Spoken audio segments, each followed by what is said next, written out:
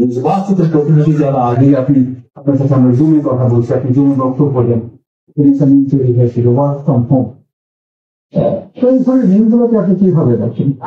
আমি এনজয় করে দিয়েছি। আমি যেহেতু সোশ্যাল মিডিয়ার বিষয়টি আসলো, আমার মনে হয় এই বিষয়টি একটু অ্যাড করা উচিত। দেখুন, সোশ্যাল মিডিয়া এমন একটি বিষয়, একজনের সাথে আরেকজনের যোগাযোগ করা যায়।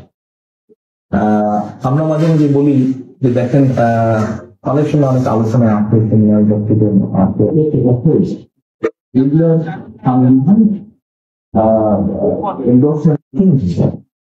আমাদের নিজেদের স্বার্থে এই বিষয়গুলো জন্য রাস্তাঘাট তৈরি করা যায়, হয়তো কিভাবে চাষের জমি করা যায়, তাকে বাদ দিয়ে যদি আপনি আউট অফ দি আপনি কিছু করা আসবে, জনগণের দ্বারা নির্বাচিত প্রতিনিধি করেন এবং এটা যদি রেওয়াজ নিয়ে, তাহলে এটা আমরা মনে করি যে এটা সাংবিধানিক ভাবে আইনগত ভাবে সেটা থেকে বিষয় বিবেচনা করেন না কেন, ভবিষ্যতের জন্য এটা একটি খারাপ দৃষ্টান্ত, ক্ষতির একটি কারণ, সেজন্যই আমরা থাকি।